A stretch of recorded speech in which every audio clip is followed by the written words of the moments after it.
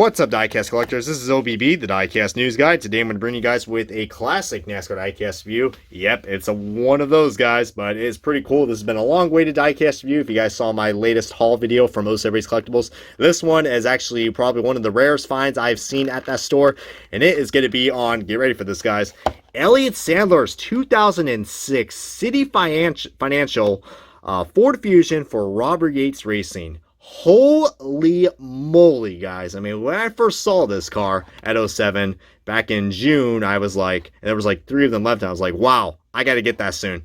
And I went back there a month later, and there was 1 left. I was like, okay, thank God I gambled all that, guys, because I probably would not saw that car anywhere else, because wow, I have so much nostalgia to talk about this car, because I just, you want to talk about some good memories in the Busch series, guys? This one was pretty cool. I mean, CitiFinancial has been a, this car screams so much nostalgia. It's not even funny, guys. I mean, so many great things got to talk about this diecast, guys. But if you guys look, man, this is a really awesome looking diecast that I only picked up for like $5. But love the clamshell packaging, so it is going to be resealable. So once I take this out, it's going back right in, because this car is freaking rare as hell. But anyways, guys, without further ado, let's go and kick things started off with this NASCAR diecast review and the official unboxing of the Elliott Sadler 2006 CitiFinancial car. Alrighty, guys, we got this diecast out of its box, and wow, is this diecast beautiful, man. I mean, this car is bright and vibrant. If you look closely, guys, majority of this paint scheme has a metallic finish to it, guys. We got like a metallic blue, a metallic silver, and a metallic bright red as well. I mean, and this thing is glossy. I mean, I might be wearing gloves, but this thing is so glossy. It's like someone just waxed this car to death with like floor shine or something. It is really awesome. Plus, another thing I love about this car is the rubber tires. I mean, that's something, I mean, that is the perfect tire we need. That's perfect tire quality that we need for the NASCAR diecast, guys. I mean, this is just beautiful quality control right here. And look at that, guys. I mean, we got ourselves Busch logos. We got the Busch Polo Award and the Busch and the NASCAR Busch series on there. Look at that, no base. Look at that. I mean, there are rivets for it to probably go on a base, but there was no base when I found it. And if you guys saw the unboxing of this, it does say limited edition adult collectibles. So this car is recommended for adults and not for kids because of that. But this paint scheme, man, let me tell you something. Even though we only saw this car once, and we'll get to that in a second, I gotta admit, it's a nice looking scheme. I mean, if it was for the metallic finish, especially that back bumper, man. Look at that back bumper, man. That is beautiful with the glossy red and the metallic flakes. It's a little hard to see, but there is a metallic finish going on. There we go right there. I don't know why the camera took way too long to focus in. But yeah, 2006 was a really interesting year for Robert Yates Racing, because they split this car with 3 different drivers. Elliott Sadler, Stephen Light, and Matt McCall. Yes, that is right, guys. Matt McCall, who is the right now the current crew chief from Kurt Busch. He was a driver in the NASCAR Busch series, and they did make a 1/64 scale version of all 3 of those drivers, but I was very lucky to find this Elliott Sadler one. But yeah, I mean, I do remember seeing this car winning the Kentucky race in 2007, and that was driven full-time by Stephen Light, and that was pretty cool. I mean, I didn't saw it in person, but I remember that because I remember it showed up on the programs in 2008, because that was my first NASCAR race, guys. My first ever NASCAR race. I was a NASCAR fan in 2001, and then 7 years later, I finally went to a NASCAR race because, you know, I just moved around a lot. I didn't have enough time being a military brat. So, but yeah, long story short, guys, 2008 Kentucky, the 2008 Kentucky Nationwide race was my first NASCAR race, and my God, so many great memories. I mean, I believe they still drove the 90 car, if I'm not mistaken, or they took a break in 2008, I think. I think they did, and they came back with Paul Menard in 2009. So, yeah, that kind of sucked, but, I mean, I do remember this in the history books for sure, especially for Kentucky, because Stephen Light was able to go and pull off that one and only win in his NASCAR nationwide, in his NASCAR Xfinity career.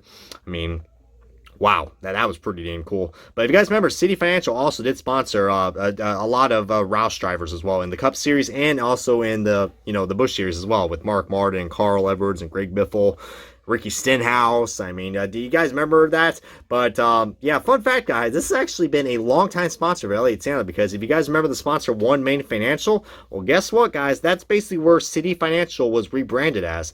I think it was around like 2010 or whatever. They rebranded themselves as One Main, and Yeah, I mean that became a long-time sponsor all the way up until Elliott Sadler announced his retirement, and then he came back after his retirement without One Main Financial. I think he drove for like Calling Racing, like last year or so, or a year before.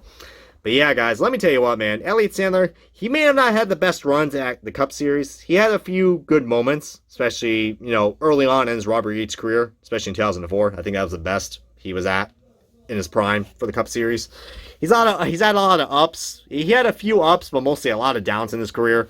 But let me tell you what, guys. I cannot feel more sorry for anybody who did not want a single Xfinity championship compared to this guy. This guy finished second so many times, and he got screwed out so many chances for the Xfinity championship.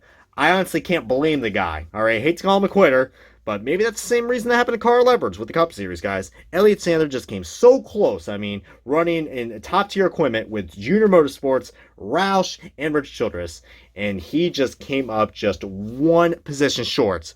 I mean, honestly, I lost. What? Like, did he finish like second place in the Xfinity Series? Like, how many times now? Like, I've lost count now at this point. You just gotta feel bad for the guy. You really do, because he easily probably should have been like like at least a two-time Xfinity champion or more. I mean, because he was running very well. Let me get that, guys. But just with this playoff format, guys, it has completely screwed him up, and I just can't blame him, guys. But Elliott Sadler, man, he is a great personality, along with his brother Hermie Sadler. I will say that. But I understand his opinion of, him leaving NASCAR. I mean, he did make a little return with Calling Racing, but it wasn't like, hey, I'm back, like Matt Kenseth. But to save his career, I'm sure it was probably for the best. But I don't know, feel free to comment below if you guys have any good memories to share about Elliott Sadler.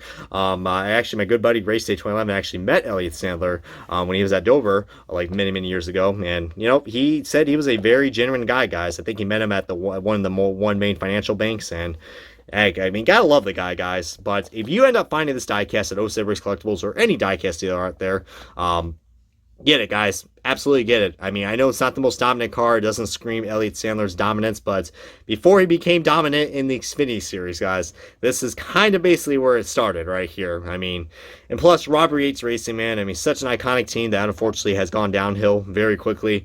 But it was pretty cool to finally pick this car up, and I just have so many great memories with this paint scheme, guys. And it's a simple looking paint scheme, but I like it. I just love how the quality is on this car, guys. I mean, it's basic, glossy, and has that cool metallic finish, and just the quality is flawless, guys. I mean, it's a shame we can never get diecast quality like this ever again, because if we end up getting diecast quality like this, I mean, I'm not a big fan of the plastic chassis, but everything else is immaculate. This is perfect diecast quality. Well, I know, if you're watching this, please take some notes. I know it's kind of hard with, I know everything's very cost effective now, especially with the whole COVID crap, but yeah, I mean, will we get diecast like this? I don't know, but I'm just glad I was able to find this at 07 Race Collectibles, and I highly encourage you guys to check out 07 Race Collectibles down below in the description. And if you guys live around the New York area towards Binghamton, that is where 07 Race Collectibles is at, because you'll find some great diecasts at that place, along with many others, which I do got a lot more cars to review from that place, and probably make another haul video when I make another trip up there, probably next month or so.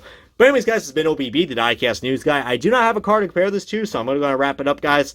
This has been the Diecast review of the Elliott Sadler 2006 CitiFinancial Ford Fusion for Robert Yates Racing from the NASCAR Busch Series. If you guys enjoyed this Diecast review along with other NASCAR Diecast reviews, well, just stop and take a moment, guys. If you haven't subscribed already, I highly encourage you guys, because we're going to have ourselves a lot more cool and unique looking diecast reviews like this. I mean, if you guys want 2020 reviews, that's cool, but these types of reviews are very unique. So if you want more of this, comment below what you guys want me to review next. I might have it, or I'll surprise you guys in the next video. But until then, guys, this has been OBB, the Diecast News Guy. I'll catch you guys next time on another entertaining diecast review.